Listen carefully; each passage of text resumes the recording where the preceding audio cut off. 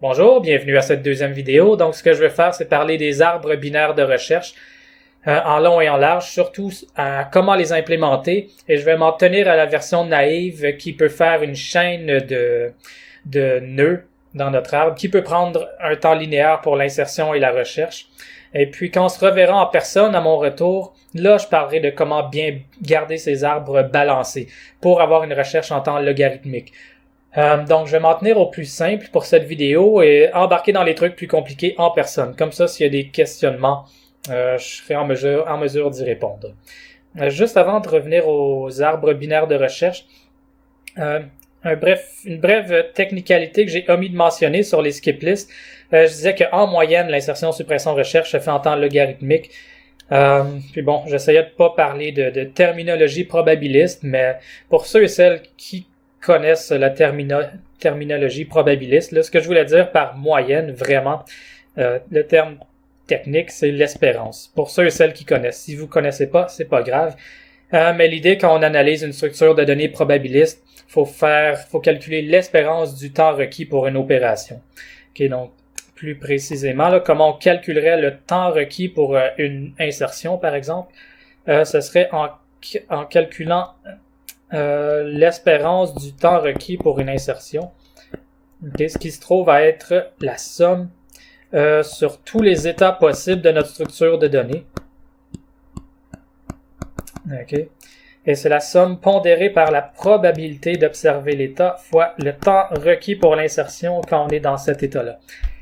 Ok, donc c'est juste pour dire à peu près dans très très haut niveau comment est-ce qu'on calcule le temps en espérance d'une structure de données probabiliste. C'est pas simple, là, des états possibles, il y en a une quantité exponentielle, donc il faut faire une somme sur tout ça quand on fait nos analyses. Mais ça, c'est un cours entièrement à part, ok? Donc je ne fais que mentionner. D'accord. Donc vraiment, on calcule pas des moyennes, là, techniquement on calcule des espérances. D'accord. Donc parlons d'ABR, donc arbre binaire de recherche. Peut-être juste avant, je vais faire un bref retour sur les arbres, en particulier ce dont vous aurez besoin pour faire votre prochain travail pratique. Sur les arbres, ok, peut-être zoomer un tout petit peu. Okay. Sur les arbres, en tant que type de données abstrait, j'avais défini 3 ordres. Je vais réinsister sur les ordres post-ordre et pré-ordre. Post-ordre, c'est celui duquel vous aurez besoin. Donc, dans un arbre, on peut se définir plusieurs ordres. J'avais parlé du post-ordre, donc ça c'est juste la révision, là. Mais le post-ordre, c'est avant de visiter un nœud, on visite ses enfants. Ok, donc je vais juste vous redonner l'implémentation, là. Faire un post-ordre à partir d'un nœud V. Ok, ça c'est un nœud. Ça en revient à faire la chose suivante. Pour chaque enfant W de V, ENFA, NT, W enfant de V, on appelle post-ordre sur W récursivement. Et une fois que tous les enfants ont été visités, je vais faire un exemple après, là. Une fois que tous les enfants ont été visités, on est prêt à visiter le nœud courant.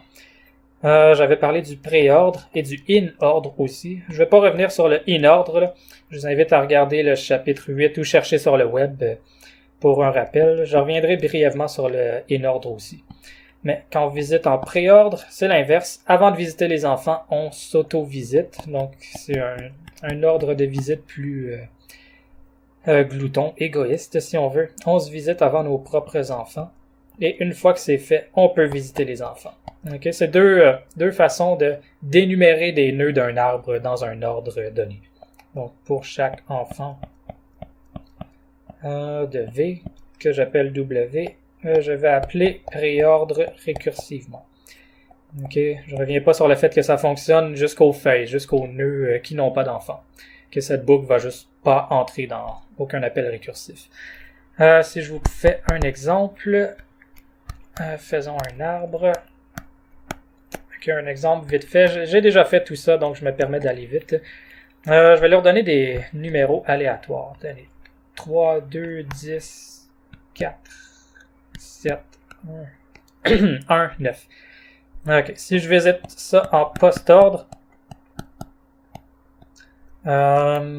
je vais commencer à la racine, voir que j'ai pas visité ces enfants, arriver à 2, arriver à 4, énumérer ça en premier, revenir à 2, aller vers 7, revenir à 2, aller vers 1, 2 a visité tous ses enfants, on peut le visiter, on revient à la racine n'a pas visité tous ses enfants, on descend à 10, qui va nous faire descendre à 9, et ainsi de suite. Ok, ça c'est post-ordre. Encore une fois, ça a été vu, je me permets d'aller vite. Mais pré-ordre, visite toujours la racine en premier, et une fois que c'est fait, passe à l'enfant de gauche. Quand elle passe à l'enfant de gauche, ça le visite, et ensuite on visite ses enfants. Bon, ici dans l'ordre. Donc la plupart du temps, il y a un ordre sur les enfants, mais la plupart du temps, cet ordre n'est pas vraiment important. Sauf dans les arbres binaires de recherche où est-ce qu'on a gauche et droite. Ok, donc après tout ça, on a visité tous les enfants de 2, on revient à la racine, on va visiter 10, et puis passer à 9. Ok, donc, ça c'est les implémentations récursives. Moi, je vous demande de faire une implémentation itérative dans le TP, c'est-à-dire si vous avez un itérateur qui énumère les nœuds dans un ordre post-ordre, il faut commencer par le 4 et là faire les calculs nécessaires pour savoir qui serait le prochain à être visité si je faisais un ordre post-ordre. Donc, ça va impliquer d'aller aux parents, de réaliser qu'il y a un autre enfant non visité, d'aller au 7 et d'afficher 7 après. Donc, si je suis sur le 4 et que je fais IT++, ça va me faire passer sur le 7. Okay, vous regarderez l'énoncé pour plus de détails là-dessus. Okay, mais ce qui est recherché, c'est une version itérative de ces énumérations. Ok, c'est dit. Donc, puis sinon sur les arbres, eh bien, le travail pratique va vous les faire entraîner. Donc, je reviens sur l'arbre binaire de recherche. Donc, ABR, c'est pour arbre binaire. Donc, binaire de recherche. OK. Donc, à partir de maintenant, si je dis ABR, ça veut dire arbre binaire de recherche. Ça sert à implémenter un ensemble.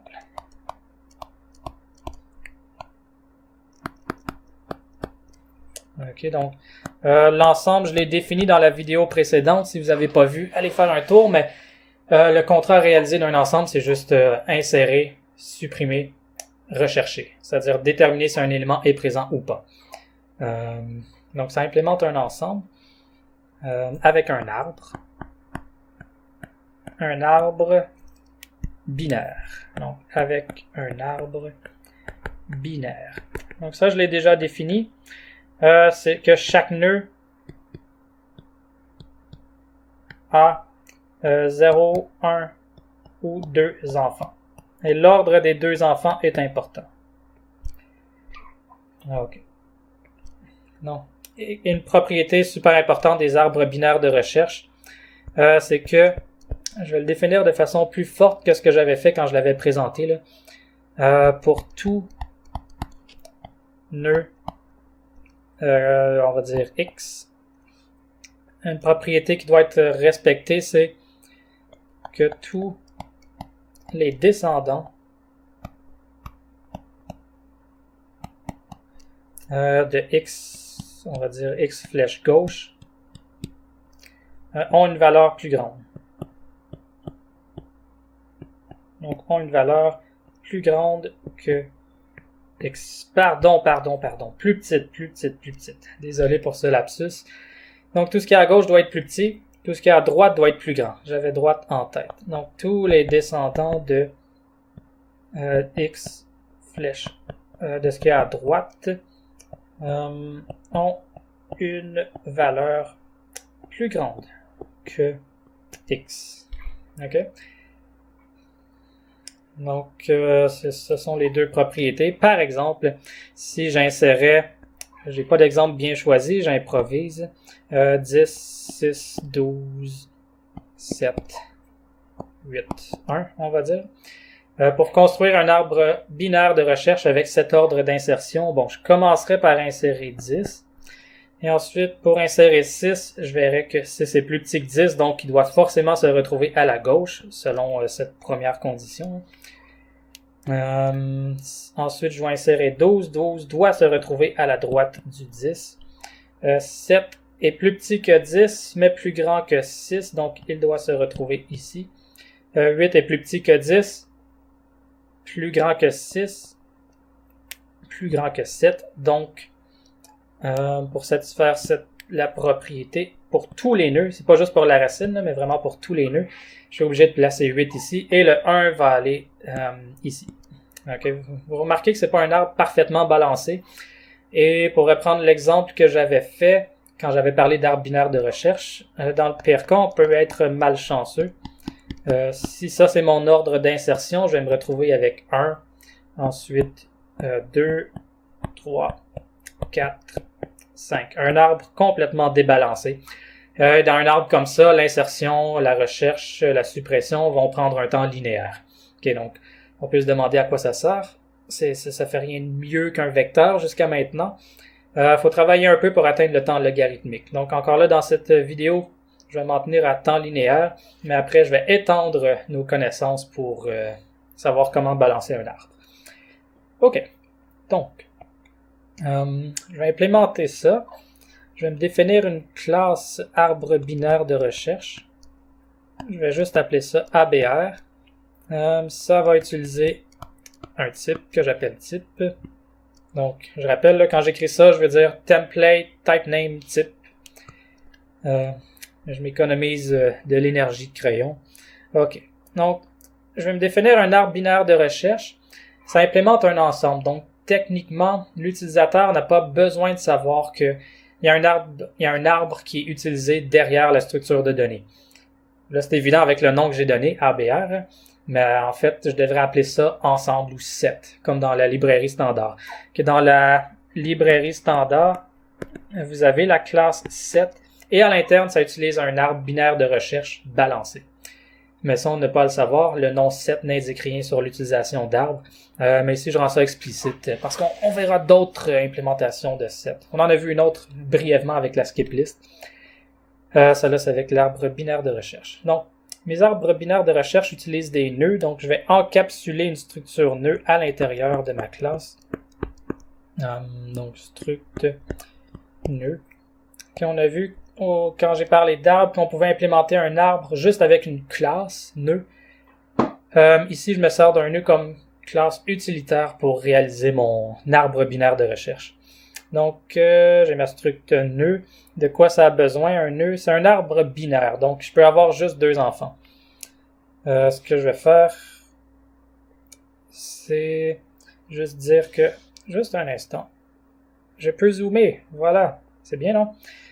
Ben, zoomer, mettre en plein écran. Donc, j'ai ma structure nœud et j'ai besoin de 2 enfants. Un enfant, c'est un nœud. Donc, au lieu d'avoir un vecteur d'enfant, je vais juste stocker explicitement le fait que j'ai un enfant gauche et un enfant droit.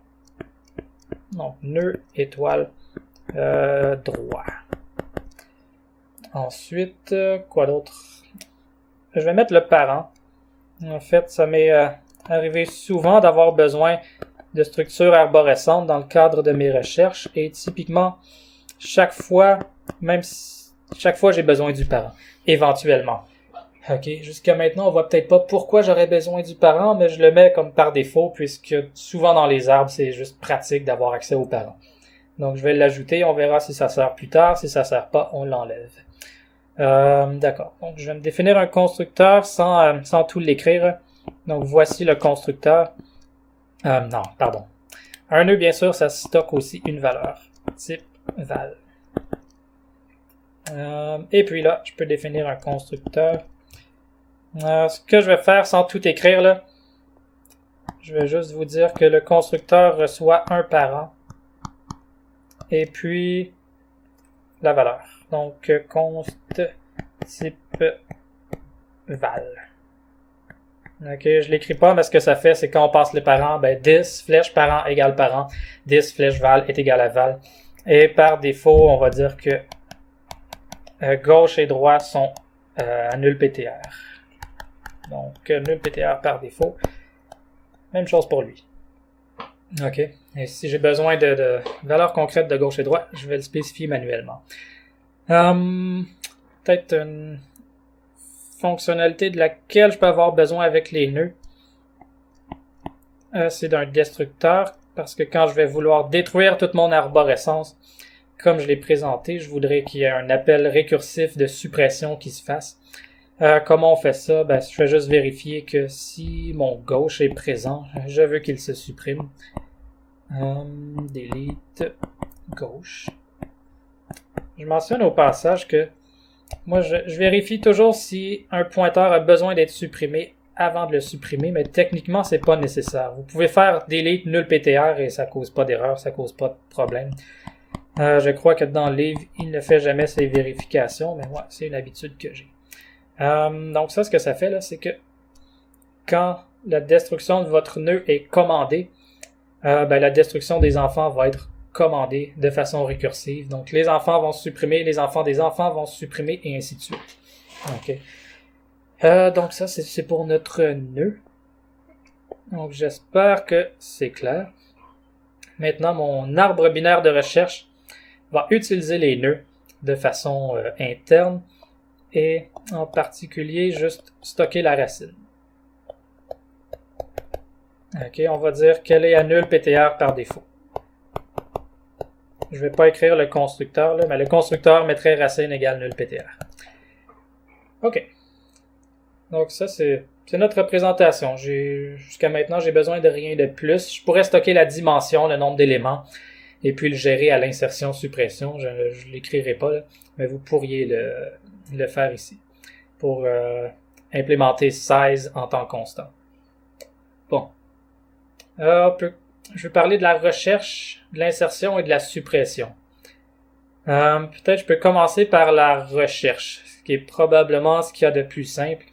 Dans l'ordre, là, recherche c'est facile, insertion c'est pas trop compliqué, suppression ça commence à être un peu compliqué. Donc commençons par le plus simple. Donc, en public, je me laisse de la place, donc si public, ouais. Je me laisse de la place, donc si vous voulez prendre des notes, gardez-vous un petit espace, quelques lignes ici, vous verrez pourquoi. Donc, je suppose que j'ai un constructeur qui a été défini, un destructeur qui supprime la racine. Ok, donc, je vous l'écris en commentaire. Si vous voulez détruire votre ABR, ce que vous devez faire, c'est faire un delete sur la racine. Ok, techniquement, je devrais écrire if racine, delete racine, mais je viens de dire que c'est pas nécessaire, donc je l'écris en abrégé comme ça. Ok. Donc, quand votre ABR se supprime, récursivement, toute l'arborescence se supprime. OK. Mais je veux parler de la recherche. Donc, je vais écrire une fonction contient. On pourrait appeler ça est présent. Et puis, contient, ça retourne vrai si votre élément val est présent dans la structure de données ou pas. OK. Donc, ce que je voudrais faire ici, c'est un parcours récursif de mon arbre pour vérifier si val est présent. Donc, je reviens à l'arbre. Disons que je suis ici, que je cherche 7. Je veux savoir si 7 est présent. Ce que je devrais faire, c'est commencer à la racine et regarder, OK, si 7 est présent, où est-ce qu'il est? Ben, il devrait être à gauche de 10 s'il est présent. Donc, je vais aller à gauche et voir, OK, je tombe sur 6. Si 7 est présent, il devrait être à la droite de 6. Donc, je vais aller à la droite. Et je tombe sur 7, j'ai trouvé ce que je cherchais. OK, donc, je vais faire ça récursivement. Dans les arbres, ça fonctionne souvent très bien de faire les choses de façon récursive. Pour faire mon parcours récursif, j'ai besoin de savoir sur quel nœud je suis présentement. Et je vais commencer à la racine, mais récursivement. C'est ça, il me faut l'information de sur quel nœud je suis en train de chercher. Par contre, dans ma définition de contient, je ne sais pas sur quel nœud je suis présentement. Je ne peux pas faire de récursion, réappeler contient avec lui-même, parce que c'est ça, j'ai pas l'info du nœud courant. Une des pires façons de faire que j'ai vues, c'est de définir une variable membre qui est nœud courant et réappeler contient qui utilise nœud courant, la variable membre, pour continuer le parcours. Ne faites pas ça, ça mène à toutes sortes de problèmes parce que cette variable membre peut changer, peut évoluer. Ou si vous travaillez en parallèle sur votre structure de données, vous allez avoir plusieurs requêtes de contient qui mettent à jour la variable membre. Ce n'est pas une bonne pratique. Gardez les choses locales. Donc, ce que je vais faire, je vais implémenter ce qu'on appelle une coquille. Je l'ai fait avec la skip list sans le mentionner. Je le refais ici. Je vais juste me redéfinir une autre fonction contient, mais qui est privée et qui sait que je suis en train d'utiliser des arbres. Donc, const type val. Et je vais lui ajouter l'information nécessaire pour faire mon parcours, c'est-à-dire le nœud courant. Donc, je vais savoir sur quel nœud je suis présentement. Je vais l'appeler V, mon nœud. Et puis, pour savoir si une valeur est contenue, je vais juste retourner ce que cette coquille retourne. Je vous écris ça en commentaire ici. Je sais même pas c'est quoi en anglais. C'est pas un shell.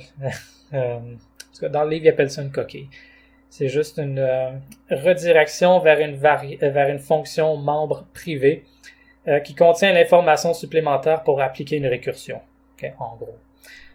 Donc, je vais appeler cette version récursive en lui fournissant l'information supplémentaire qu'il lui faut, c'est-à-dire à quel nœud faut faire la recherche. Et on va chercher à la racine. OK. Bon, alors toute la complexité a été redirigée dans contient. Je vais l'implémenter. Donc, pour implémenter contient et parcourir mon arbre, je ne réécris pas la signature au complet. Là. Bon. Je suis sur un nœud V ici. Okay, ce nœud, c'est V. En fait, V, c'est un pointeur, donc voilà. Et puis, j'ai une certaine val dans ce nœud. Ce que je veux savoir, c'est est-ce que je vais à gauche ou à droite, ou est-ce que je m'arrête parce que j'ai trouvé. Mon code terminal, ça va être que si je suis arrivé à un nœud nul PTR, je vais retourner faux. Okay, en particulier, si ma liste est vide, racine est à nul PTR, donc on va arriver ici et retourner faux immédiatement. OK. Sinon, si la valeur que je recherche, val, est plus petite, ben elle va être à gauche. Donc, V flèche val. Je vais vouloir parcourir à gauche. Donc, appeler récursivement contient. Toujours avec la même valeur, mais en allant à gauche. Bien sûr, on a le cas symétrique. Je mets pas un else. Je mets un else if parce que je dois vérifier si c'est égal aussi. Mais si ma valeur est plus grande que ce que j'ai dans V.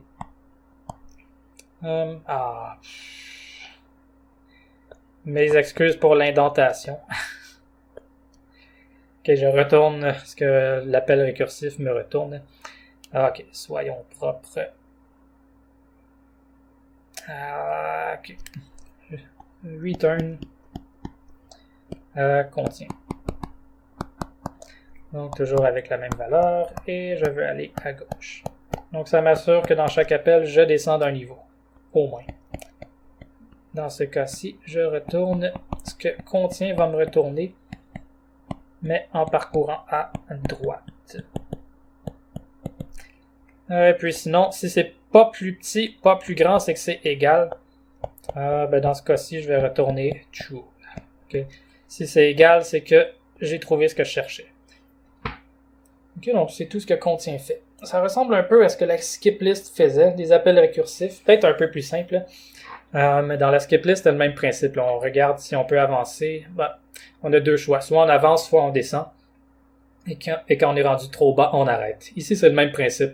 Soit on va à gauche, soit on va à droite. Ou quand on est rendu trop bas, on arrête. OK. Donc ça va... La complexité de cette chose, je vais au moins vous l'écrire en orange. Donc la complexité de cet algo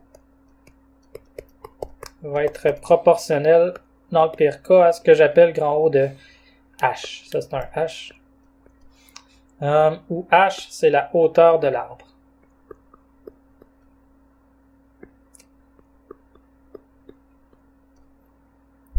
Donc, la hauteur de l'arbre, c'est quoi? Donc, la hauteur, c'est le nombre de nœuds sur le chemin racine-feuille le plus long.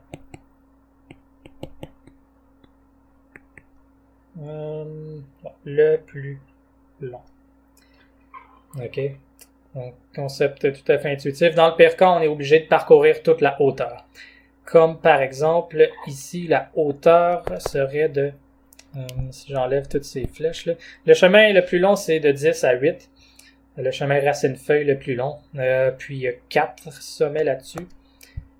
Ici, le chemin racine-feuille le plus long, il a 1, 2, 3, 4, 5. N'est-ce pas? Il a 5 sommets, donc 5 nœuds. Donc, la hauteur est de 5. OK. Donc ça, c'est contient. Bon. Parlons d'insertion. L'insertion, c'est le même principe. La seule différence, c'est qu'à un moment, il faut créer un nouveau nœud. OK. Donc, je suis dans la partie... bon. On va... OK, si j'étais dans du code, je ferais du va-et-vient de haut en bas, là.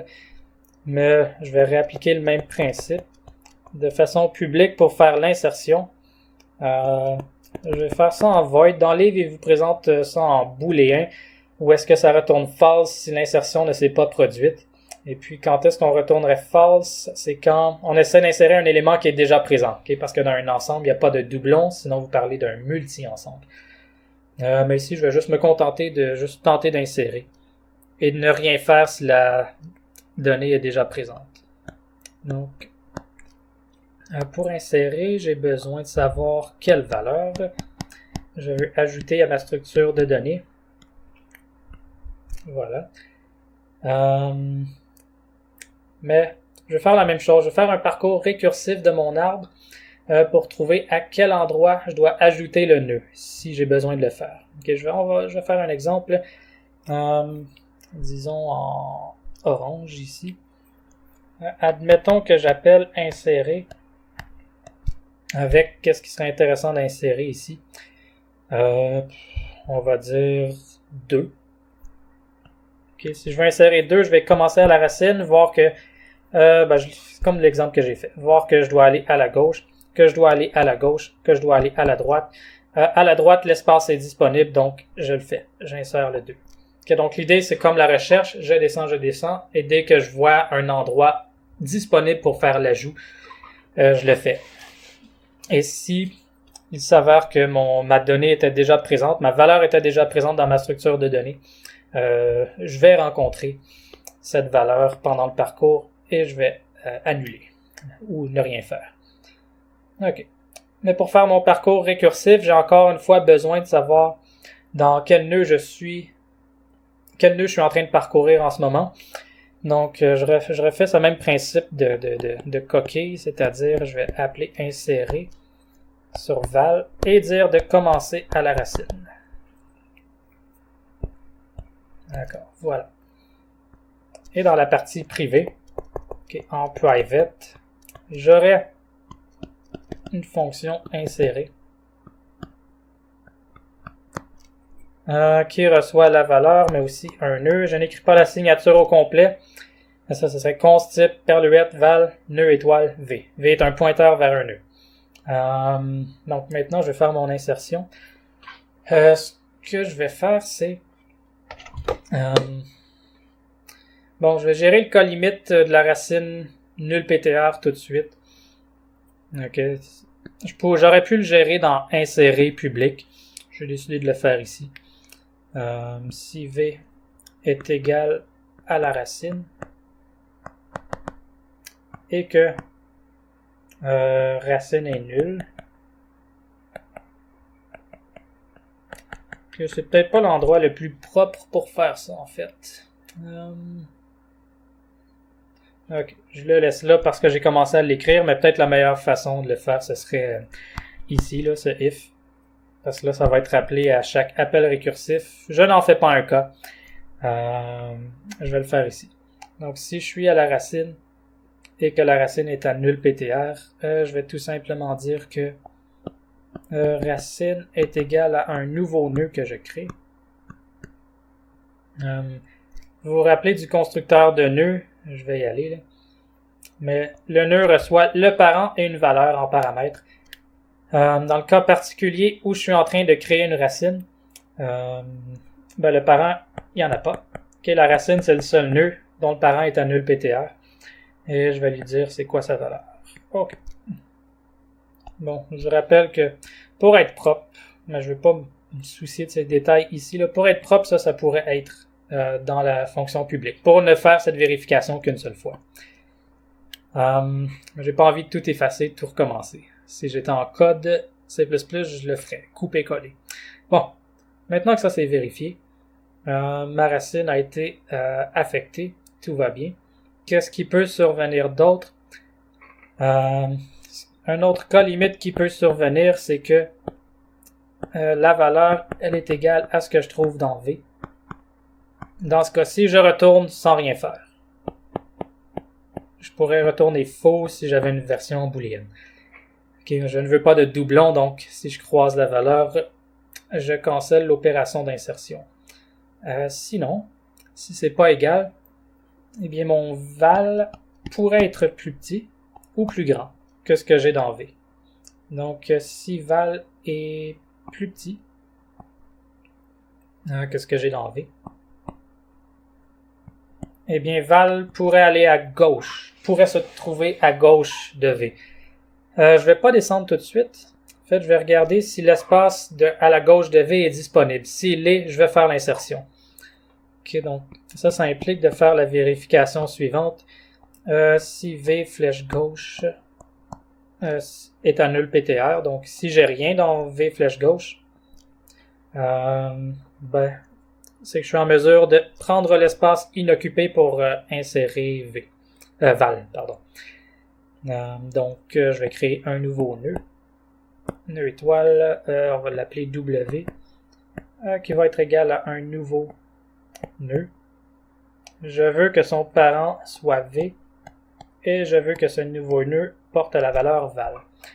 Il faudrait juste avertir V que maintenant il a un enfant gauche. Cet enfant gauche, c'est W.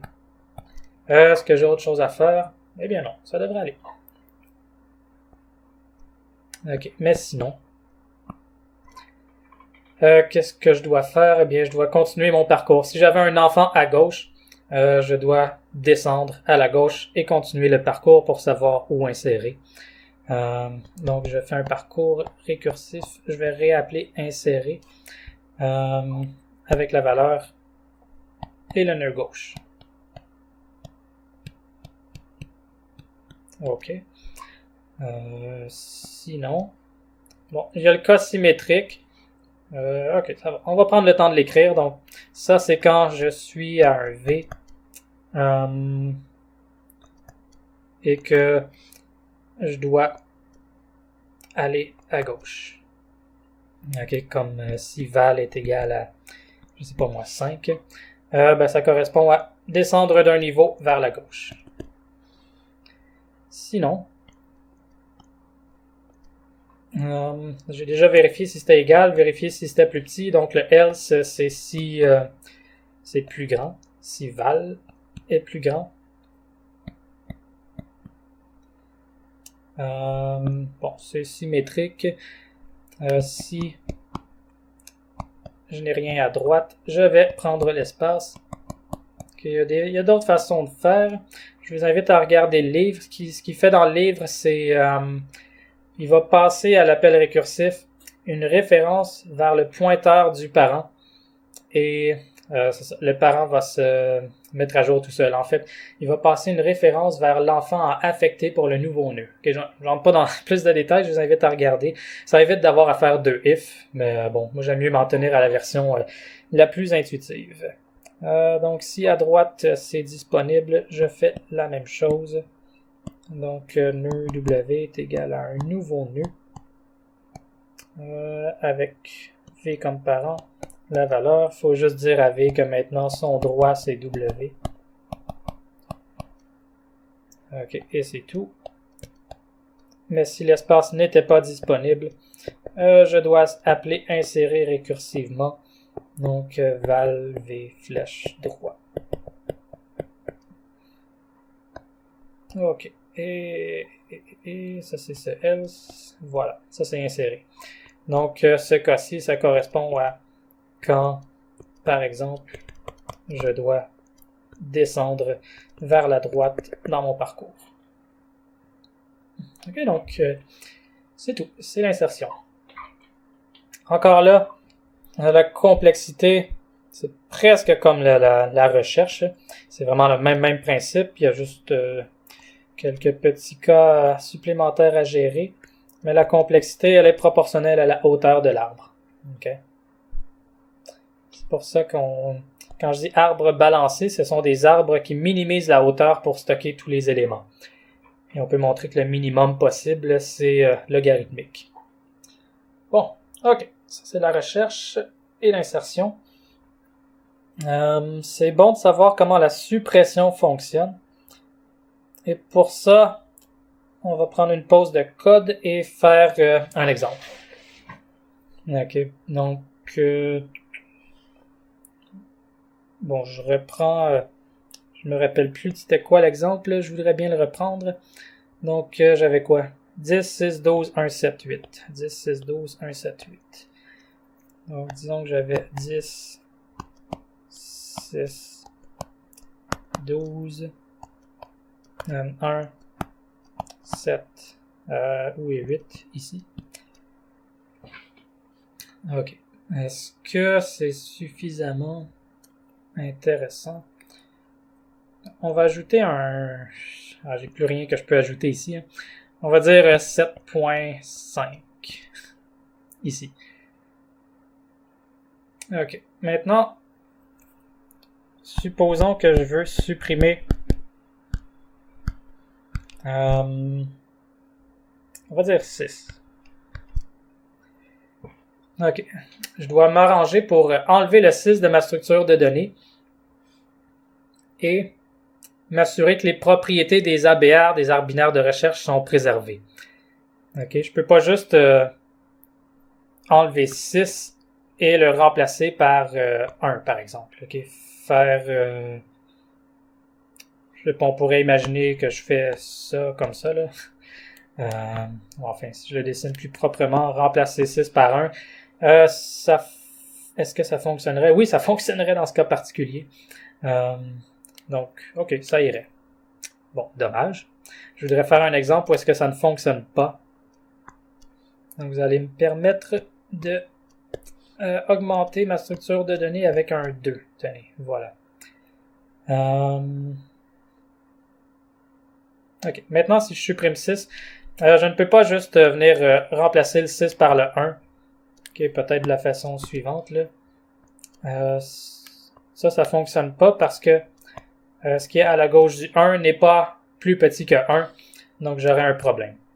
Donc maintenant, si je redessine mon état, une chose que je peux faire, c'est remplacer la valeur supprimée par la plus grande valeur plus petite. Okay, je reviens avec cette idée. C'est un peu comme dans la skip list. Donc l'idée là, ça va être de remplacer le nœud supprimé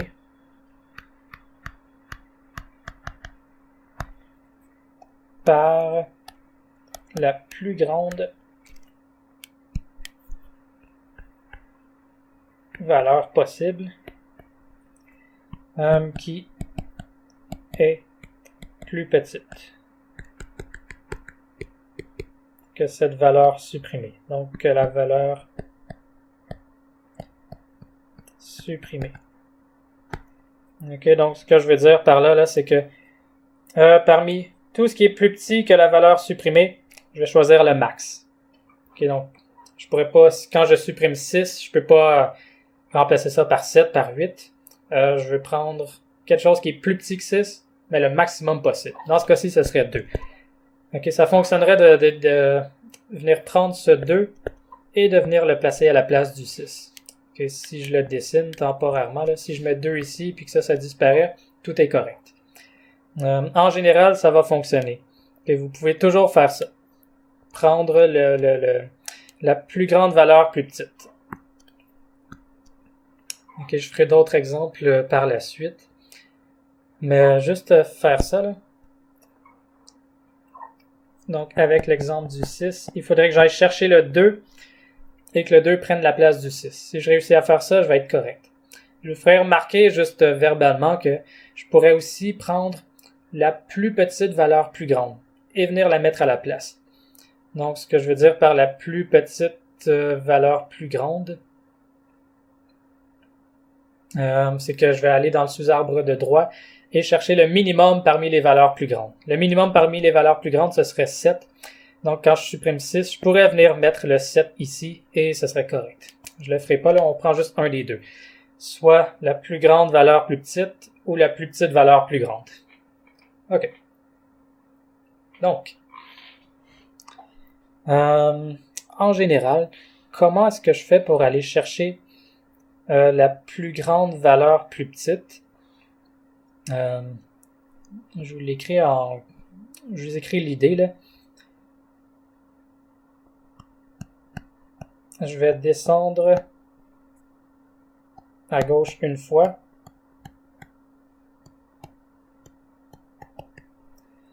Et une fois que c'est fait, je vais aller à droite tant que c'est possible. Donc, tant que possible. OK. Qu'est-ce que ça veut dire, ça? Donc, pour trouver le nœud qui va remplacer ce que je tente de supprimer, je descends à gauche une fois, je vais à droite tant que possible. OK. Donc, ici, là, si je veux supprimer 6, je descends à gauche une fois, je vais à droite tant que possible. Okay, je vais faire un autre exemple. Celui-là n'est peut-être pas le plus parlant. Disons, si j'avais une structure de données qui a la forme suivante. Je sais pas, ça peut être n'importe quoi ici. On va dire 10, 2, 1. On va se garder de la place. Donc 20, 25. Mettons d'autres valeurs. On va dire 20. Juste 21. 23, 22, 24, 24.5. On va changer lui pour un 26. Et lui pour un 25. OK. Donc, si j'appelle supprimer 20, ce que je peux faire, c'est... qu'est-ce que j'ai fait là? J'ai fait du n'importe quoi. OK. Je vais le couper au montage.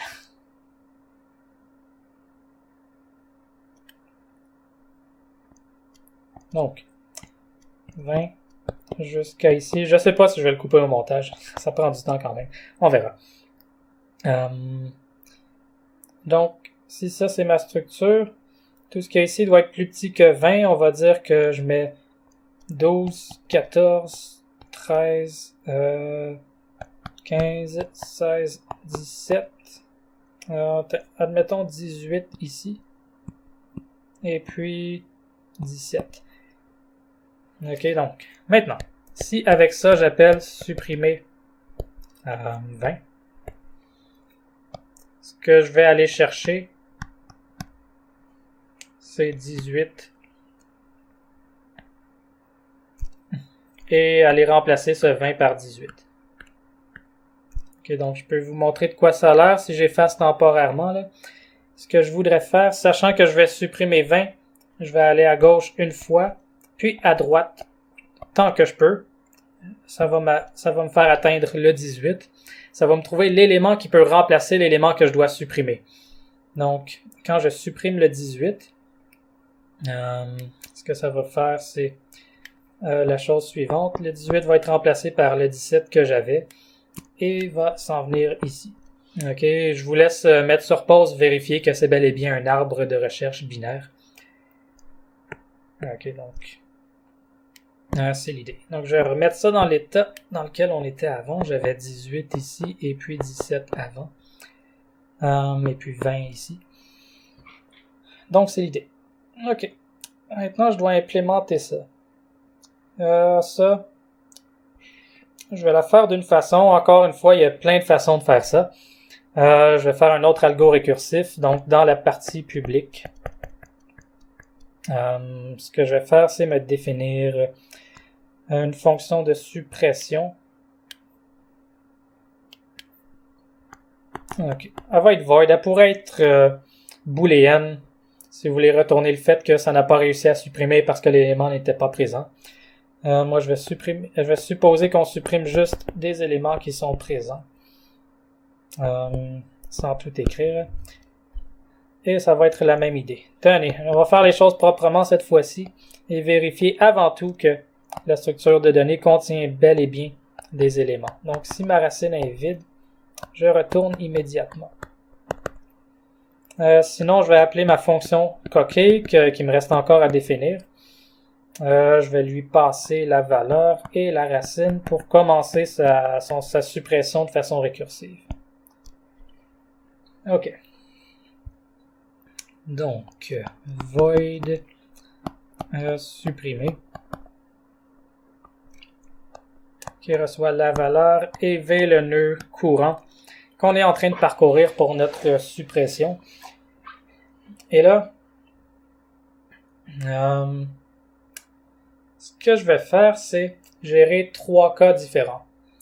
Je vais gérer un cas où la suppression se fait sur un élément qui n'a pas de fils gauche. Un cas où la suppression doit se faire sur un élément qui n'a pas de fils droit. Et un cas où la suppression doit se faire sur un nœud qui a 2 enfants. Okay, je vais gérer ces 3 cas séparément. Et puis mon idée, ça va être de faire en sorte que lorsque je dois supprimer un nœud qui a 2 enfants, ça va faire appel à la version qui supprime un nœud qui lui manque un enfant.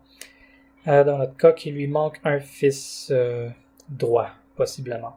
Okay, pourquoi je veux faire ça? Ça, bien sûr, il fallait y penser. Là. Ça, je le sais parce que j'ai essayé de l'implémenter naïvement, ça ne finissait plus, donc j'ai vu que je pouvais prendre des raccourcis en appelant la version suppression manque d'un enfant. Mais ce que je veux dire par là, c'est que dans cet exemple, quand je supprime 20, en fait, je vais chercher le 18 et le supprimer. Et ça va me faire appel à la suppression d'un nœud qui n'a pas de fils droit. Ok, donc je vais supprimer le 18. Et pour remplacer le 20 par le 18, je supprime le 18 et je viens placer une copie de ce 18 là où j'avais le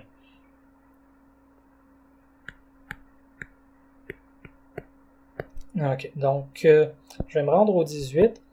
Je vais supposer que j'ai implémenté une fonction qui me permet de supprimer le 18. Ça va faire ça. Et je vais juste venir placer le 18 ici. Okay, c'est ça que va faire ma fonction de suppression. Okay, on remet dans l'état antérieur. Et on va implémenter ça. Donc, première chose à faire pour supprimer, c'est de trouver l'endroit où on veut supprimer. Donc, un cas limite. Je suis obligé. Bon, j'avais même pas besoin de ce if parce que je suis obligé de vérifier le cas limite où je suis descendu dans l'arbre et j'ai atteint un nul PTR éventuellement. Bon, donc finalement, j'avais même pas besoin de ce if là ici, c'est vérifié de toute façon. Bon, c'est pas grave. Donc si j'ai descendu dans l'arbre et que j'ai atteint un nul PTR, c'est que l'élément n'était même pas présent et j'ai fini. Sinon, bon, c'est un peu comme dans la recherche, là. Si la valeur est plus petite que ce que j'ai dans V, je vais descendre d'un niveau, donc appeler supprimer avec la valeur et V flèche gauche. Et sinon, tout le code va se passer quand on a trouvé l'élément qu'on veut supprimer, donc quand c'est égal.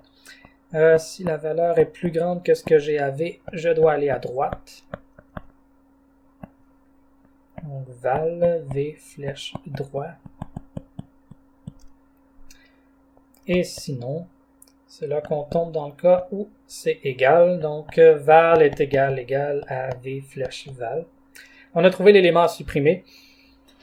On va gérer les 3 cas. Donc, je vais commencer peut-être par un qui est plus simple. Si V flèche gauche est un nul PTR, donc s'il n'y a pas d'enfant à gauche, on peut réfléchir à qu'est-ce qu'on fait. on va s'imaginer que j'ai parcouru mon arbre et que je veux supprimer, on va dire, 10. Et que le fils gauche de 10 est à nul PTR. Et qu'est-ce que je fais alors? On va dire que j'ai 12 ici et toute une arborescence possiblement ici. Juste pour rendre ça un peu plus concret, on peut supposer que j'ai 8 ici et toute une arborescence de ce côté. Si vous y réfléchissez un peu, vous voyez que je peux juste remplacer le 10 par le 12. Ok, si je fais ça, je vais me retrouver avec 8 ici, 12 ici. Ok, ça va être vrai que tout ce qui est à la droite du 8 est plus grand que 8. Tout ce qui est à la gauche de 12 est plus petit que 12. Tout ce qui est à la droite de 12 est plus grand que 12. Donc ça va, tout est préservé. Ok, donc c'est pour ça que je dis que c'est un cas un peu plus facile. Je n'ai que quelques réajustements de pointeurs à faire. Si je veux faire ça, donc ça c'est mon V là, dans cet exemple. Je dois juste dire à 12 que son parent c'est maintenant mon parent. Donc comment je fais ça? Je vais dire à V flèche gauche que son nouveau parent, bien c'est mon parent. Comme suit. Ok. Je dois dire à mon parent que le nouvel enfant a été réaffecté. Ok. Ici je fais référence à ça. Là. 8 doit savoir que son nouvel enfant, ce n'est plus 10, mais bel et bien 12. Ce qui peut être trompeur ici, c'est que ça n'illustre qu'un seul cas.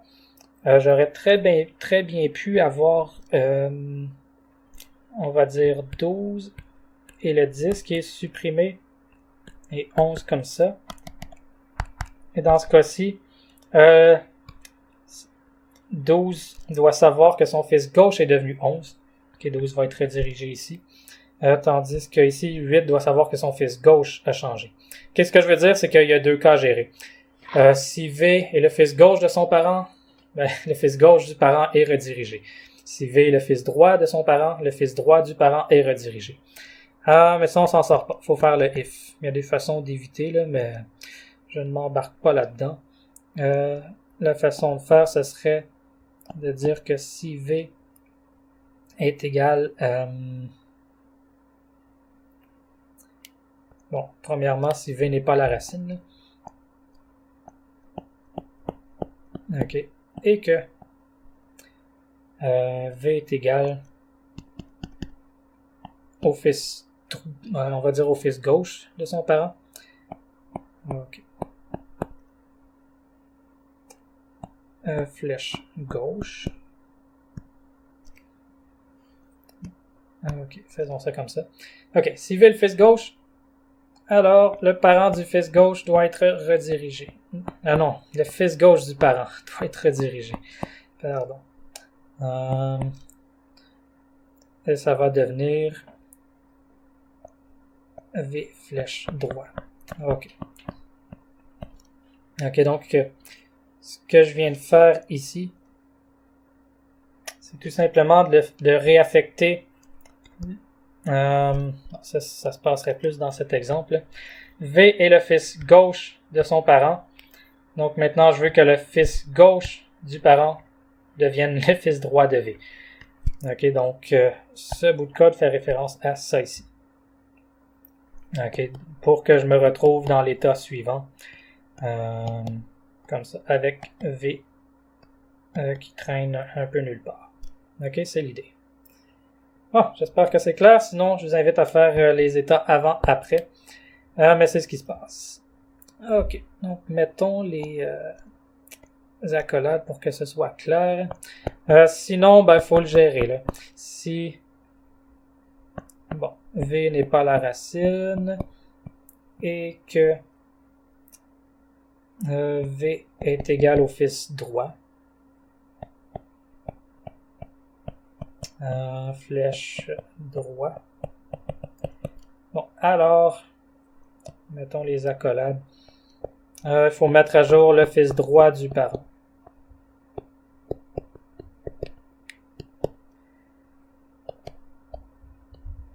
OK, ça correspond à la situation avec le 8 et le 12, là, le premier exemple que j'ai fait.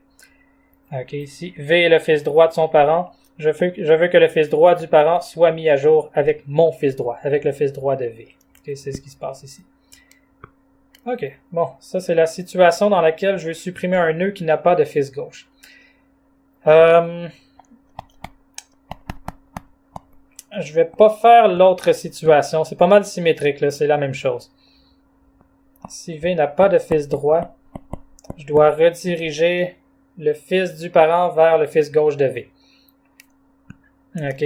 C'est ici que je vais sauter un peu, là. Similaire. Vous pouvez faire ça en exercice. C'est presque le même code. Faites-vous des états avant, après. Réalisez que ça fonctionne. De juste rediriger le bon pointeur du parent. Je ne vais pas m'embarquer dans ces détails. OK. Mais je veux gérer le cas où V a deux fils.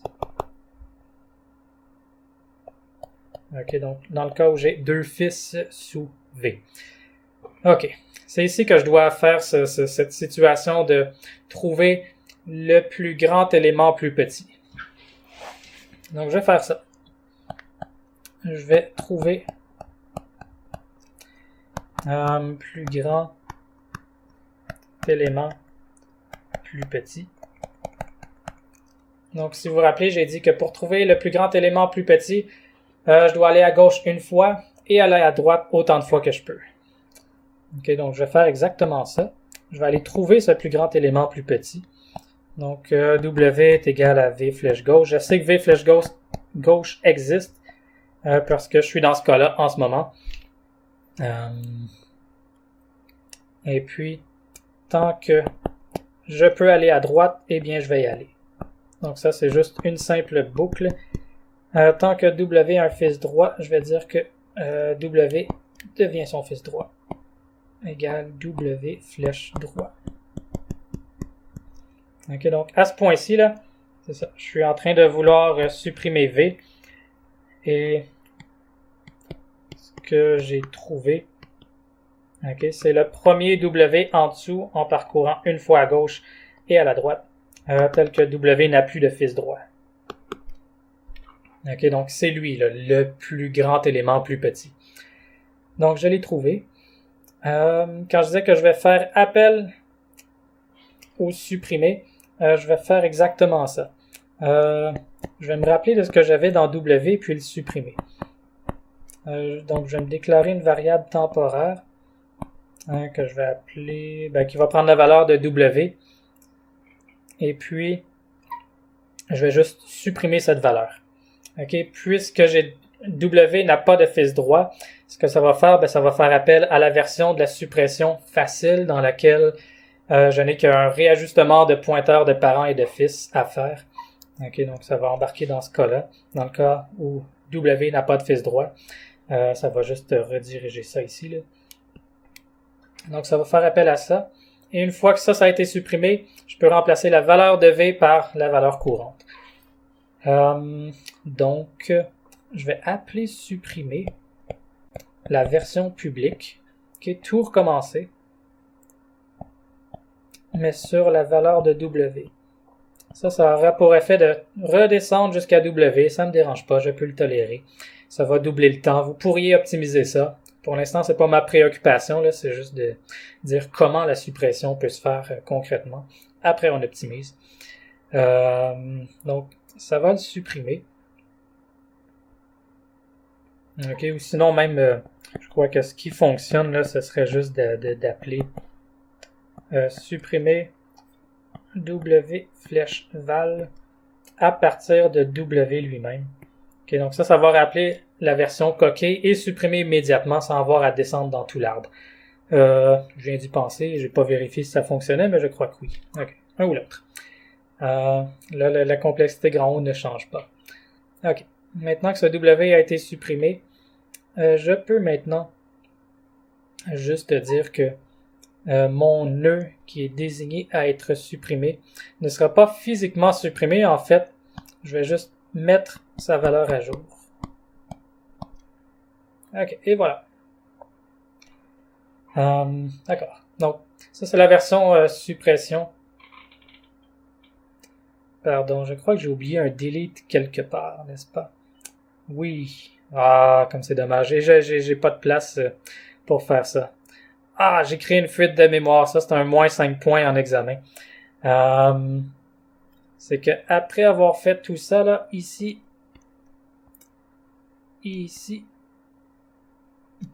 je dois faire un delete de V. Donc, il n'y a plus un seul parent qui pointe sur V. Donc, je dois le supprimer. Ah, bon. Ça, je l'ai oublié. Vous m'excuserez. De toute façon, je vais mettre la version du code de l'arbre binaire de recherche disponible sur la page du site. Une vraie version C++, où est-ce que le delete ne sera pas oublié. Donc, ce delete aurait dû être fait. OK. Et c'est certain que je ne vais pas recommencer toute la vidéo pour ça. En principe, je devrais, mais je le ferai pas. OK. Donc voilà. Si vous gardez ce code dans vos notes, peut-être que vous suivez sur l'exemple. Concrètement, ce qui va se passer quand je supprime 20, ça va parcourir jusqu'à 20. OK. Ça va arriver ici.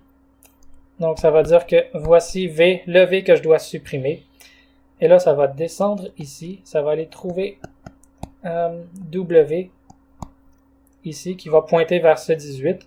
Ça va appliquer la version de suppression, celle que j'ai mis en commentaire, la version de suppression qui enlève ce 18 parce que la version qui lui manque un fils droit.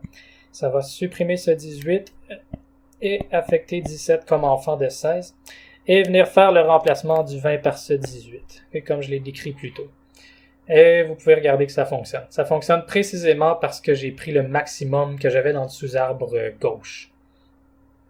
OK, donc voilà l'idée de la suppression. C'est un peu long à décrire. Je pense pas que je vais... Sur les autres structures de données, souvent la suppression, je vais juste mentionner brièvement comment ça se fait, mais sans la détailler en code, parce que parfois ça commence à être pas mal long.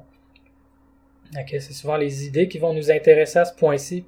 Vous savez, à un certain point, quand j'ai dit qu'on passait du concret vers l'abstrait, c'est un peu pour ça. C'est que si on commence à tout implémenter dans le détail, premièrement, en exposé, quand je le présente, j'ai une forte probabilité d'oublier des trucs comme ce delete. Et puis, de toute façon, c'est pas ces petits détails-là qui nous intéressent à ce niveau-ci, c'est vraiment les idées.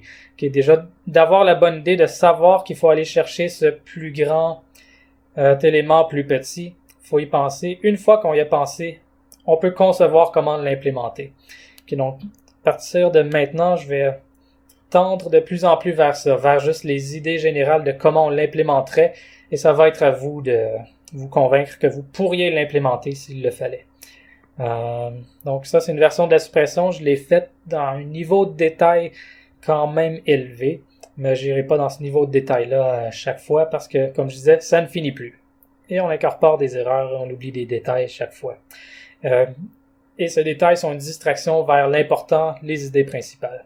Okay, je sais que je suis redondant, mais j'insiste là-dessus, que un des objectifs de ce cours, c'est vraiment de faire un passage du concret vers l'abstrait. Okay, d'être capable de réfléchir juste à l'idée générale de comment on l'implémenterait. Et déjà ça, c'est pas trivial. Ensuite, on passe à l'implémentation. OK. Donc, ça, c'est une structure de données qui fait de la recherche, de l'insertion, de la suppression. Tout prend un temps linéaire, ce qui est dommage. Mais ça se fait. Ensuite, les versions logarithmiques, c'est des variations de ça. En fait, pour parler des versions logarithmiques, il faut connaître les arbres de binaire tels que je les ai présentés ici. OK. Donc, avant d'aller plus loin, je voudrais parler d'un autre type de données abstraites. OK, vous pourriez prendre une pause ici si ce n'est pas déjà fait. Je veux juste parler d'un autre type de données abstraites et passer assez rapidement là-dessus parce que ça ressemble beaucoup à des ensembles. C'est le type de données abstraites qu'on appelle dictionnaire. Donc un dictionnaire, c'est une autre sorte de type de données abstraites. C'est presque comme des ensembles, mais ça permet de faire des associations clés-valeurs. Donc, je l'écris comme ça, là. Fait des des associations clé-valeur. OK. Dans la SL, dans la librairie standard, vous avez ce qu'ils appellent un map. Okay? Un map, c'est ça. C'est une fonction qui associe des éléments à d'autres éléments, des clés à des valeurs. Donc, dans les dictionnaires, les opérations qui doivent pouvoir être supportées, c'est insérer une paire clé-valeur. Okay, je donnerai un exemple après. Supprimer une paire clé-valeur. Okay, en spécifiant la clé. Donc, quand vous supprimez dans un dictionnaire, vous n'avez pas à spécifier la valeur, vous spécifiez la clé.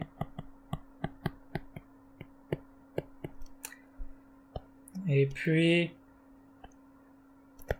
vous devez pouvoir aller chercher la valeur associée à une clé donnée.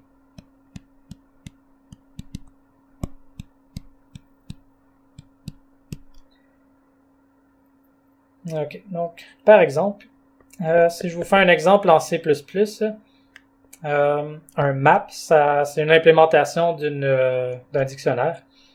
Quelque chose qui est assez fréquent, c'est, par exemple, de trouver des étudiants par leur ID, par exemple. OK, ça, c'est les clés. Souvent, c'est des int ou des strings. Ça, c'est les valeurs. Le type des clés int et le type des valeurs des strings, dans cet exemple. On va dire que je suis en train de stocker des noms d'étudiants ou d'associer des ID d'étudiants à leur nom. Okay, string pourrait être un objet complexe, une classe étudiant par exemple, ou des pointeurs vers des étudiants. Bon, c'est pas le but de la chose, là. Mon but, c'est de juste montrer un exemple d'utilisation. Disons que je suis dans le map. Bon, je peux insérer des personnes. Donc, l'insertion peut se faire comme ça. Je fais une insertion en disant que l'étudiant qui a le ID 10 s'appelle Bob. OK. Que l'étudiant qui a le ID, je sais pas moi, 12. L'étudiante s'appelle Alice. Okay. Et ainsi de suite. Donc, c'est ça qu'il veut dire par association clé-valeur. Donc, voici la clé, l'identifiant, et chaque identifiant est associé à un nom unique dans ce cas-ci. En fait, ils appellent ça un dictionnaire aussi pour cette analogie. Dans un dictionnaire, les clés, ce sont les mots et les valeurs, ce sont les définitions. Okay. Souvent, ce que vous voulez faire, c'est vous connaissez le mot et vous voulez chercher sa définition. Ben, ce que vous cherchez, c'est pas la définition, c'est pas la valeur. Ce que vous allez chercher, c'est la clé qui va vous amener à la valeur. Ici, dans mon exemple fictif, je suppose que j'ai accès à des ID d'étudiants et que je veux juste savoir c'est quoi les noms correspondants au ID. Donc, je vais chercher par clé pour obtenir les valeurs associées. Donc, ça, c'est l'insertion. Et je sais pas, peut-être que, voilà, vous me remettez une copie d'examen et tout ce que vous mettez, c'est votre ID, votre CP, par exemple, ça pourrait être ça. Et moi, je veux savoir c'est quoi le nom. Si sur votre copie d'examen, c'est juste écrit 12, moi, je vais aller chercher c'est quoi qui est associé à 12. Typiquement, on fait ça par les crochets. Okay, donc, 12. Donc, voilà. Ça devrait m'afficher Alice. OK, donc les crochets vont chercher la valeur associée à une clé. Les crochets peuvent aussi servir à spécifier une valeur. OK, ça c'est un choix d'implémentation qu'ils ont fait. Ça vous permet aussi de mettre à jour une valeur associée à une clé. Prenons un ID qui n'existe pas, donc je pourrais spécifier ça de la façon suivante. Souvent ce qui suit Alice et Bob, c'est Charlie. OK, et suite à ça, je peux y accéder en lecture. 15. Ouais. Est-ce que ça va m'afficher? Ça devrait être Charlie. OK, donc c'est l'idée d'un dictionnaire. Ok, je le répète, là, la clé peut être de n'importe quel type. Ici, j'ai choisi int. Ça aurait pu être string. Je pourrais faire des associations nom de personne vers dossier étudiant ou CIP vers nom d'étudiant. Ok, tout ça, tout est possible. Donc, c'est l'idée du map. Donc voilà. Et pourquoi j'en parle, c'est parce que c'est très très très similaire à un ensemble. En fait, ce qu'on peut dire là, c'est que les structures de données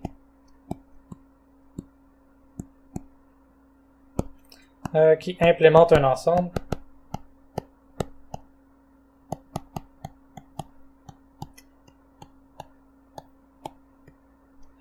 peuvent généralement implémenter un dictionnaire avec quelques adaptations mineures. Donc, implémenter un dictionnaire. Ok, pourquoi est-ce que je dis ça? Disons qu'on veut réutiliser cet arbre binaire de recherche pour implémenter un dictionnaire.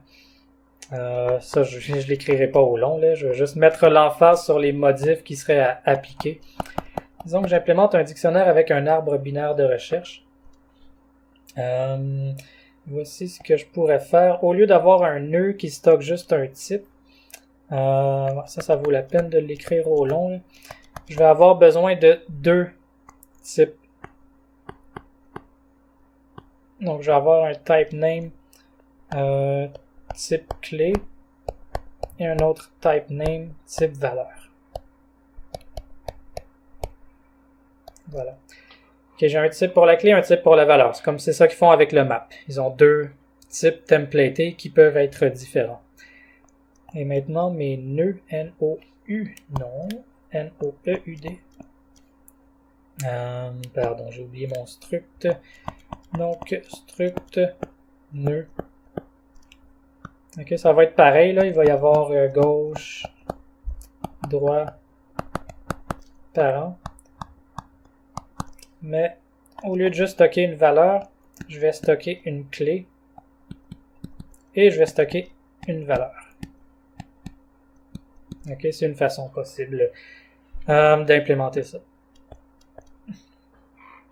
Donc, maintenant la valeur, elle va pas servir pour nos recherches et nos insertions. En fait, quand on va insérer, on va affecter la valeur, mais tout va se passer exactement comme avant, et toutes nos comparaisons vont se faire avec les clés. Okay? C'est les clés qui vont nous permettre de faire de la recherche, de la suppression et aussi de l'insertion.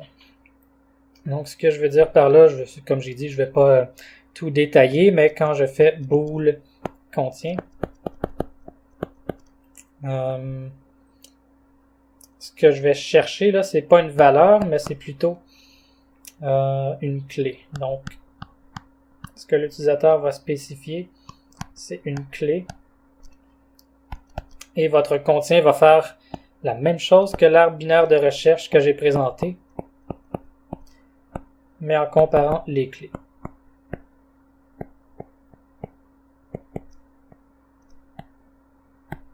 Ok, donc c'est à peu près tout ce qui change. Les valeurs ne servent qu'à être stockées et tout passe par les clés maintenant.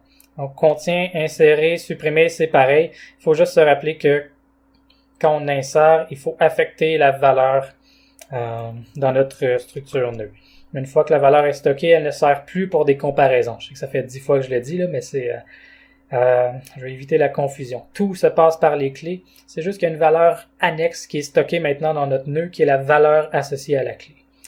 Peut-être mentionner là, que l'opérateur crochet peut être implémenté. Lui retourne une référence vers la valeur, ce qui nous permet de pouvoir l'affecter. Donc, opérateur crochet. Ça passe par une clé. Donc, const type clé perluette clé. Et comment cet opérateur crochet fonctionne typiquement, c'est... je vais revenir à l'exemple. Si l'élément n'était pas déjà présent, ok, ça c'est la clé 15. S'il n'y avait pas d'élément avec la clé 15, il va être créé et on va pouvoir lui affecter une valeur ici, Charlie. Ok, donc le crochet permet non seulement l'accès, mais aussi l'affectation d'une valeur associée à une clé. Mais pour associer une valeur à une clé qui n'est pas présente, il faut d'abord l'insérer. Ok, donc typiquement les opérateurs crochet vérifient si la clé est contenue. Donc si ça n'est pas contenu, ok, bon, il y a des façons d'optimiser ça, là, mais je veux juste souligner les grandes idées. Si la clé n'est pas contenue, on va l'insérer. Donc, insérer clé avec une valeur par défaut. Donc, ici, j'aurais une valeur par défaut. Donc, tval. Okay. Probablement qu'il va se plaindre ici parce que ça devrait être une valeur par référence, mais elle va être copiée de toute façon. Donc ça devrait aller. Okay, je ne veux pas m'éterniser sur les détails C++, là, c'est vraiment le concept qui m'intéresse ici. Si c'est pas contenu, je vais l'insérer avec une valeur par défaut.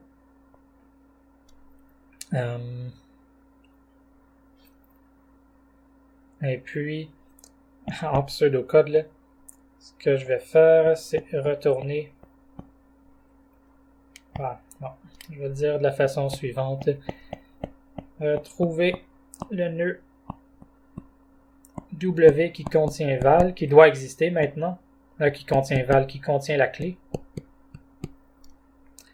et retourner une référence vers la valeur de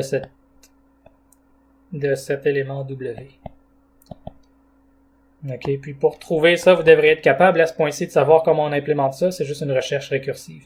En fait, on pourrait utiliser, si l'insertion a été appelée, il suffit juste de retourner le nouveau nœud créé, une référence vers la valeur du nouveau nœud créé, sinon il faut descendre pour trouver ça. Ok, bon, ça peut se faire en moins d'étapes, mais encore là, c'est les grandes lignes qui m'intéressent ici.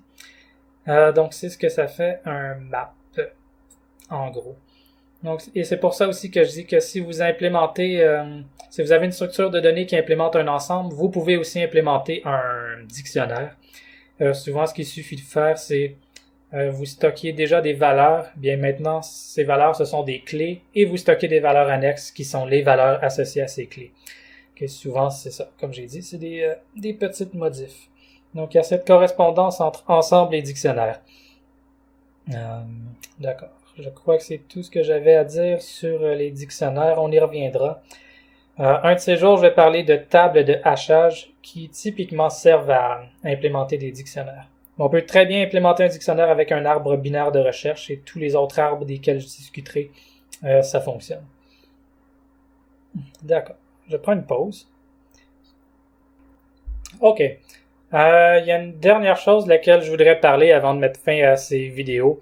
Je voudrais mettre la table sur le balancement des arbres binaires de recherche, même si j'ai dit que j'allais pas m'embarquer là-dedans dans le contexte des vidéos. Je vais au moins dire où est-ce qu'on s'en va. Donc, la prochaine structure de données de laquelle je veux parler, c'est ce qu'on appelle des arbres AVL. Et puis, je vais tenter de vous convaincre mathématiquement que ça a de l'allure, ces arbres-là. OK. C'est pas du contenu que je veux que vous mémorisiez ou que vous maîtrisiez, mais je veux au moins que vous voyez les maths de base derrière le balancement des arbres binaires de recherche. Donc, un arbre AVL, c'est pour, je sais plus quoi là, c'est deux auteurs dont les initiales forment AVL.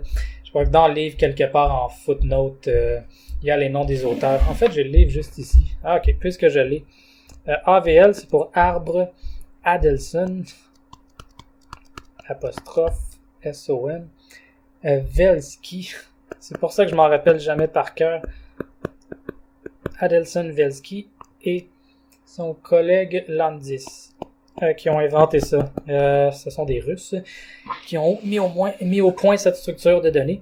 Donc, un arbre AVL, c'est juste un arbre binaire de recherche spécial. Donc, un arbre binaire de recherche dans lequel,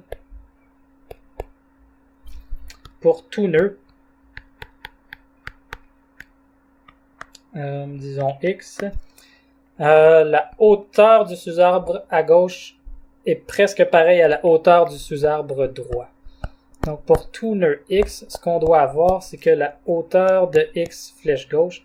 Donc, ici, j'interprète X flèche gauche comme un sous-arbre, un arbre, en fait, enraciné en X flèche gauche. et la hauteur de x flèche droit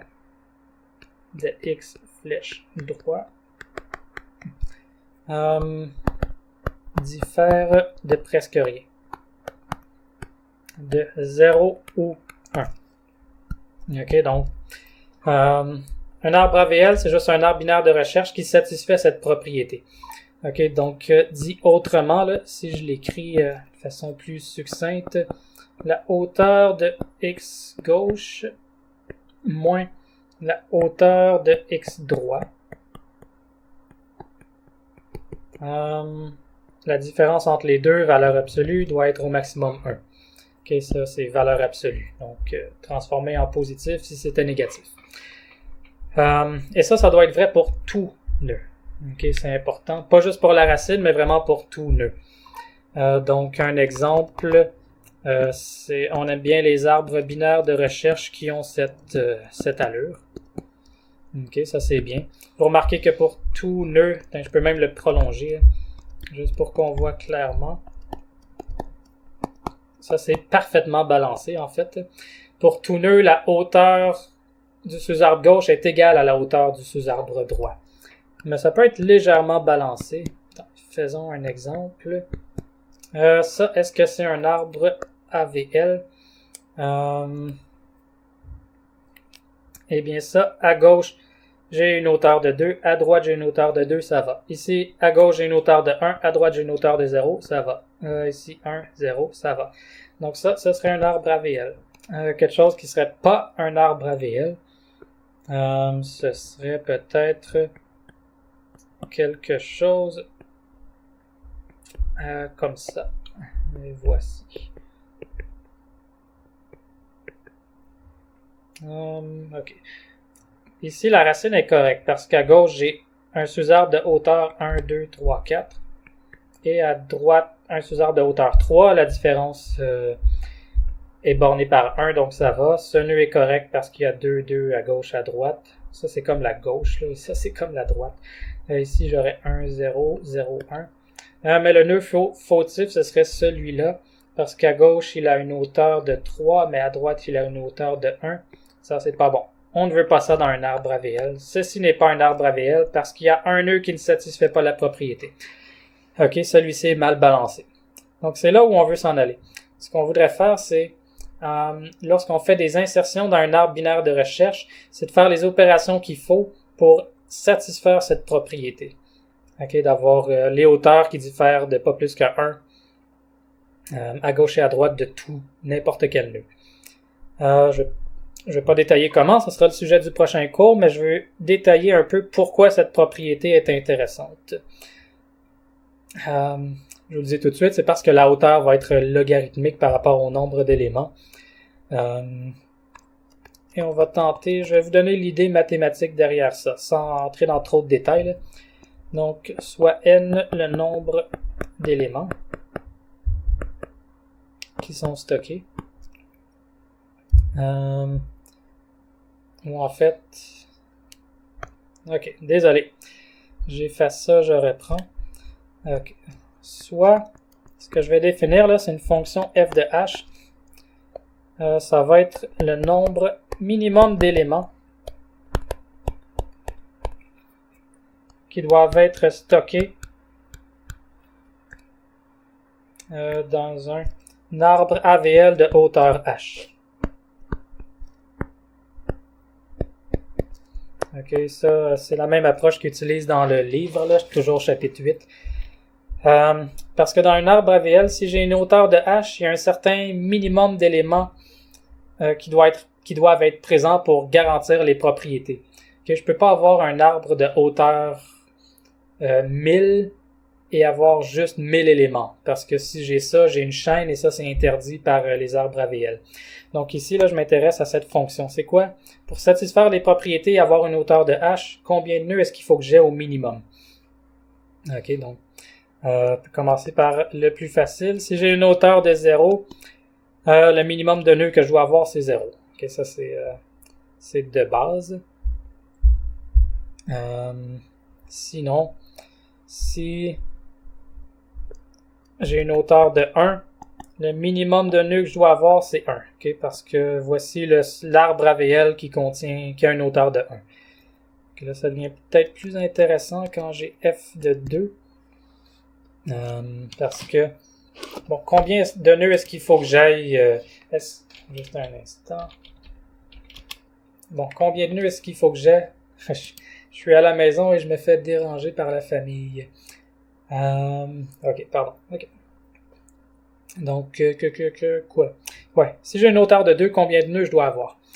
Voici tous les arbres possibles sur une hauteur 2.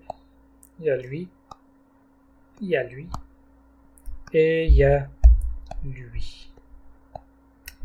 Ok, bon, le minimum de nœuds que je dois avoir, c'est 2 ici. Ok, maintenant je me demande si j'ai une hauteur de 3, combien de nœuds est-ce que je dois avoir dans un arbre AVL pour satisfaire ses propriétés? Là, ça commence à être embêtant de tous les énumérer. Ce que je peux observer, c'est que si j'ai un arbre de hauteur 3, voici les cas possibles. Sachant que je satisfais la propriété AVL, à gauche, je peux avoir une hauteur de 2 et à droite, je peux avoir une hauteur de 1. Ou bien je peux avoir l'inverse. À gauche, une hauteur de 1 et à droite, une hauteur de 2. Ou bien je peux avoir une hauteur de 2 des deux côtés. Ok, mais ça veut dire quoi? Ça veut dire que ça, c'est un arbre AVL aussi, là. Le sous-arbre gauche, c'est un arbre AVL de hauteur 2 dans ce cas-là. Et le sous-arbre droit, c'est un arbre AVL de hauteur 1. Ça veut dire que je peux réappeler mon f récursivement pour savoir c'est quoi la valeur de f. Je sais que j'ai un nœud pour la racine. Okay, ça, c'est le 1. Ici, je dois avoir f de 2 nœuds. Et ici, je dois en avoir f de 1. Donc, ça me donne 1 plus f de 2 plus f de 1. Alors, je vais tasser mon dessin pour éviter les chevauchements. Vive les tablettes. Ok, donc f de 3, c'est 1 pour la racine, plus f de 2 pour un des sous-arbres à gauche-droite, plus f de 1 pour un des sous-arbres. Okay, de la même façon, je ne le dessinerai pas, mais si j'applique la même logique, pour savoir c'est quoi le nombre minimum de nœuds que je dois avoir dans un arbre de hauteur 4, bon, j'ai la racine, puis à gauche ou à droite, je dois avoir un sous-arbre de hauteur 3 qui va contenir f de 3 nœuds. Et l'autre sous-arbre ne peut différer par sa hauteur que par 1 au maximum, donc sa hauteur doit être au moins 2. Ok, ça c'est le nombre minimum. Et en général, si vous suivez cette logique et qu'on sera en f de h, le nombre minimum de nœuds que je dois avoir pour un arbre AVL de hauteur h, ça va être la chose suivante. 1 pour la racine, f de h-1 pour le sous-arbre gauche ou droit, puis f de h-2 pour l'autre sous-arbre dont la hauteur ne doit pas être trop différente. Ok, donc ça c'est notre fonction. Et ça nous ramène à la fonction de Fibonacci. Si vous ne connaissez pas la fonction de Fibonacci, allez sur le web.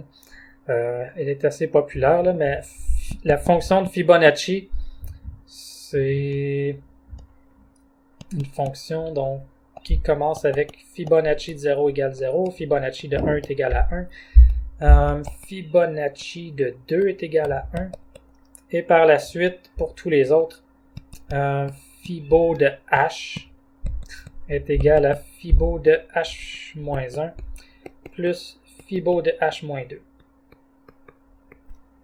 Ok. Donc, vous voyez que les deux, ça ressemble un peu. En fait, f de h va être plus grand que Fibonacci parce que c'est comme Fibonacci, mais avec un plus 1. Ok. Donc, f de h, ça va toujours être plus grand que la fonction de Fibonacci sur h. Ok. Si vous comparez les deux, là, vous devriez voir tout de suite que ça doit être plus grand, en général. Peut-être juste pour f0 que c'est pas égal. Et une chose qu'on sait sur Fibonacci, c'est là que j'entre pas dans les détails mathématiques, là, mais c'est que ça, asymptotiquement, c'est plus grand que 1.61 à la h. Donc, Fibonacci grandit de façon exponentielle par rapport à son paramètre.